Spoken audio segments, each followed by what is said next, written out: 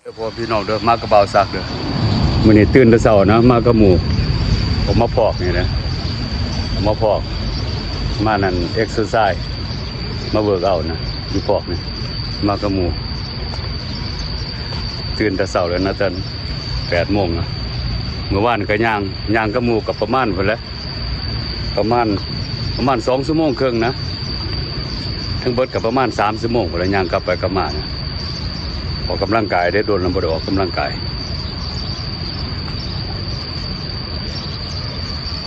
อากาศก็ดีตอนเช้านี่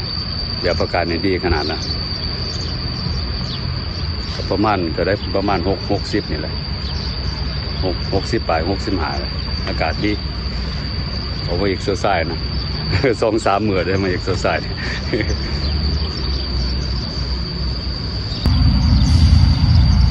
มาอีกเซอร์ไซส์อยู่มองน้องน้ำนี่เลยตอนเช้ามาก็ไม่ไผมาหรอกตอนเช้ามาบางคนก็ออกมาย่างออกกำลังกายอยู่มีไปแบบคลีนนะอยู่นี่แบบคลีนขนาดนะเป็นสิเลยเงียบขี่รถจักรมาก็บ่ได้ไกลนะขี่มากับประมาณ7 นาทีแล้วขี่มาจากเงื่อนนี่รถจักรก็ขี่ออกไปไกลเติบอยู่รถจักรเนี่ยขี่แท้ๆกับประมาณ45 นาทีชั่วโมงนึงนะก็โอเคอยู่พอได้ตูดไปตูดมานะเพิ่นก็เอาบักทุเรียนมาให้กินนะ บักทุเรียนบ่ได้เคยกินนึกเถื่อนะบักทุเรียนเนี่ยบ่ได้เคยกินนึกเถื่อจะหน่อยจังไงบ่เคยกินนะกินแต่แบบใส่เขาเอาใส่เข่าเนี่ยเป็นมื้อแรกนะมากินทุเรียนมันก็คิวหลายบ่มักปานใดกินแต่น้อยเดียวนะเพิ่นก็ไปแวะซื้อนั่นแวะซื้อข้าวมากนี่เด้เป็นข้าวเหนียวกับอันน่ะซอสพริกกับปลา มาอีกจะใส่เป็นกระยาดหันภูเขาอ่ะ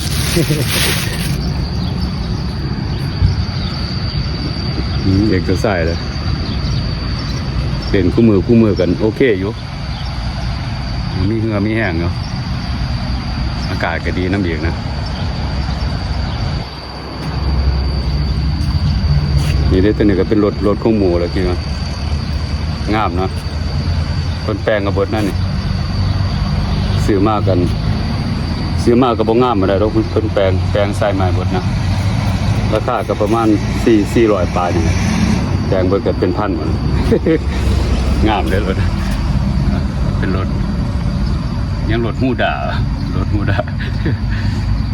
เป็นนั่นเป็นรถมาเล่นะมาเพิ่นมาแปลงใส่ไม้เพิ่นนะงามเลย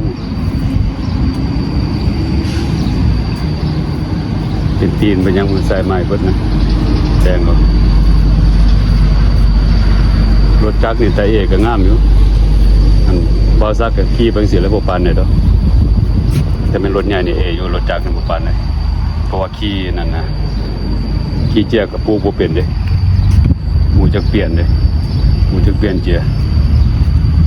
คือแบบรถเบาซักมีแต่ตีจักรแล้วก็ไปรวดมันก็ไวแท้เลยแต่ตั้งเหยียบลองเหยียบแล้วกับประมาณได้90 ปลายไปนะมันบ่หารแล่นนะแล่นเนี่ยจน80แต่80ยังไหวบ่ยังบ่เก่งนะระวังหลายซื้อห่านกันสิเลยโฮโม เป็นห่านของคนจีนเป็นซื้อกับแฟชั่นสปอร์ตแม็กตัวเทิงๆนี่ก็ติดเอาเองนะใส่เฮ็ดเอาสิว่าใส่ของกันฝนเด้แบบจับใส่นั่นน่ะ GPS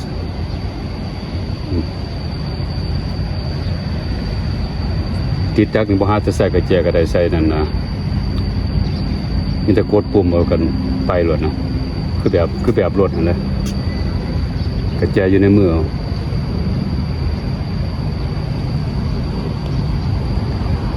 ก็ออกมาเอ็กซ์ไซส์กับหมู่มาถ้าเศร้าแล้ว นี่เดี๋ยวผมมาเนี่ยก็มีของเล่นนั่นเล่นแบบมันนั่นกล้ามท้องนะมีของเล่นกล้ามท้องเล่นกล้ามท้องเลยนะมีหลายอันอยู่ของเล่นกล้ามท้องตัวนี้ก็เป็นนานาเล่นกล้ามเอิกนะเห็ดดิบเป็นดิบเลยเล่นกล้ามเอิกโอ้อากาศดีหลายของปั่นรถถีบก็มีนะเป็นของปั่นรถถีบ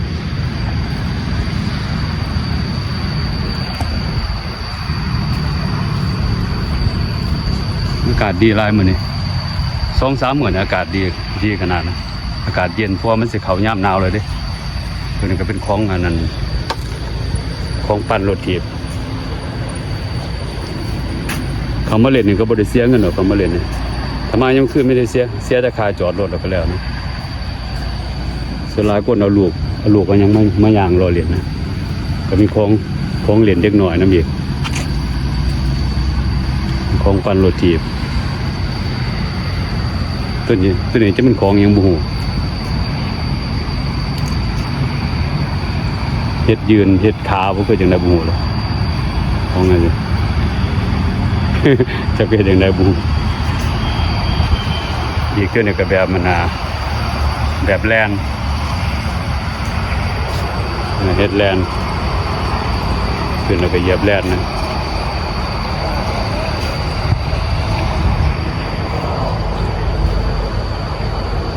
เป็นเครื่องของเล่นยังก็มีหลายอยู่เป็นของเด็กหน่อยก็มีนะเบิ่งสิย่างไปเบิ่งของเด็กหน่อย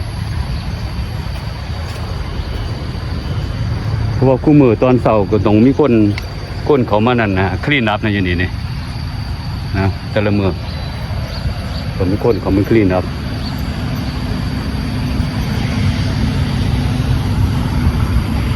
โอ้ต้นดอกไม้ยังก็ขึ้นเบิดแล้ว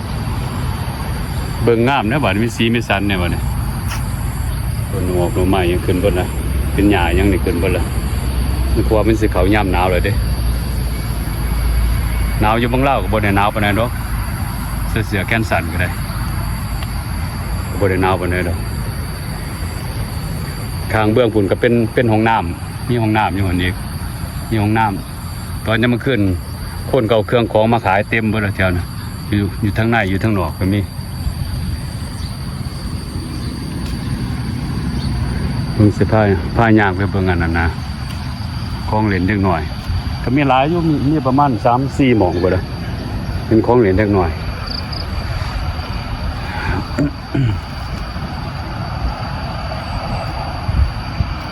บางคนเอาลูกมายังมาก็มาเล่นนี่แหละ เห็นว่ามีตัวสร้าง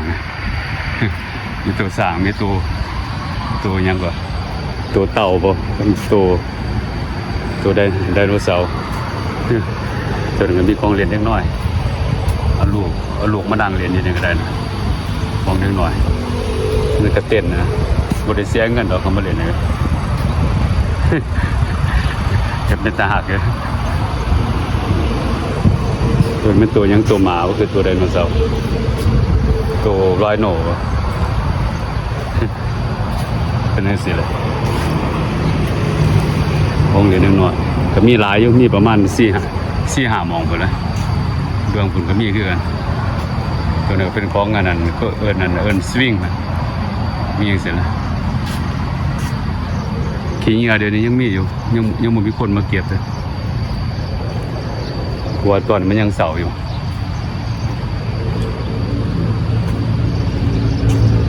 มันถ่ายเบิ่งต้นนั้นต้นไม้ต้นนี้งามขนาดนะตอนบ่าวซักมายังมันยังบ่คืดมันยังน้อยอยู่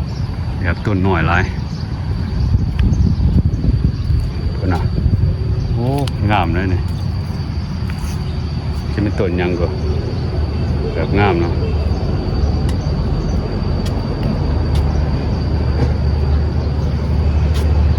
โดนไปเขาก็สิแปลงงามหลายกว่านี้แหละต้นหมอกต้นไม้มันก็เริ่มใหญ่หมดแล้ว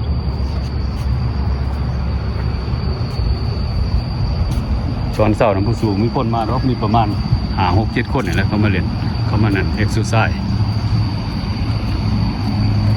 ทางย่างก็สะดวกสบายนะเอารถถีบมาขี่เนี่ยก็ได้นะรถถีบ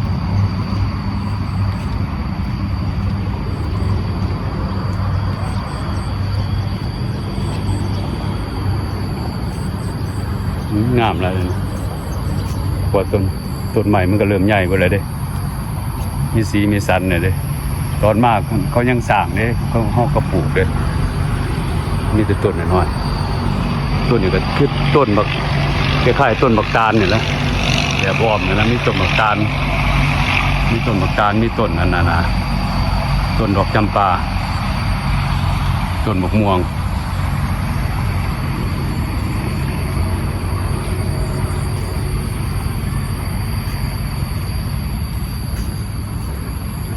ออกมาเล่นเอ็กซ์ไซส์เนาะ3 มื้อเลยเด้เอ็กซ์ไซส์มื้อก่อนก็ย่าง2 ชั่วโมงครึ่งแล้วย่างกับหมู่เมื่อวานเนี่ยก็ย่างอีกประมาณ 2-3 ชั่วโมงเมื่อวานนี่ย่าง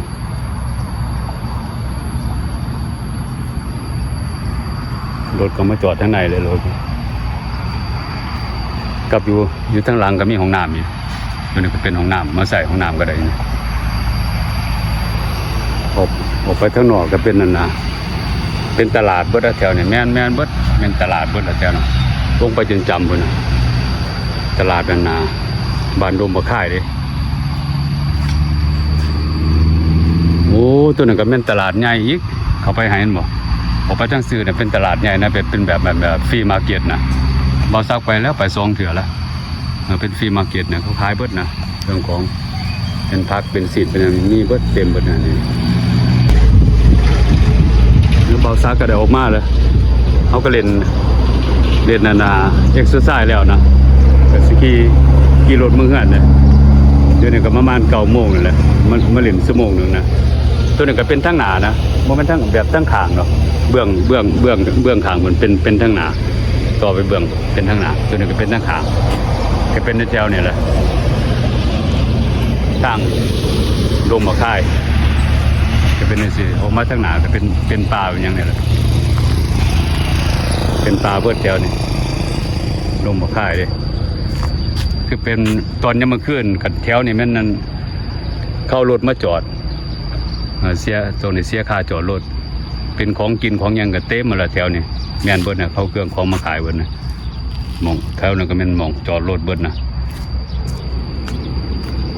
โอ้มีหอดเมี่ยงกระเบื่อน้องมาจับรถนะมันสอบเมี่ยงกระเบื่อพวกมันนี่มันเลขสอบเมี่ยงกระเบื่อวะโอ้งามเลยแต่เนี่ยเห็นบอกเมี่ยงกระเบื่อถ่ายใกล้ๆก็ได้นะว่าสอบดีเลยวันนี้ว่าสอบเมี่ยงกระเบื่อวะบุญญาดีนะเห็นบอกถ่ายใกล้ๆก็ได้เมี่ยงกระเบื่อโอเคเบาซักก็ขอขอบใจหลายๆเด้อก็มากดไลค์กดแชร์ให้เบาซักนี่เด้อขอขอบใจหลายๆ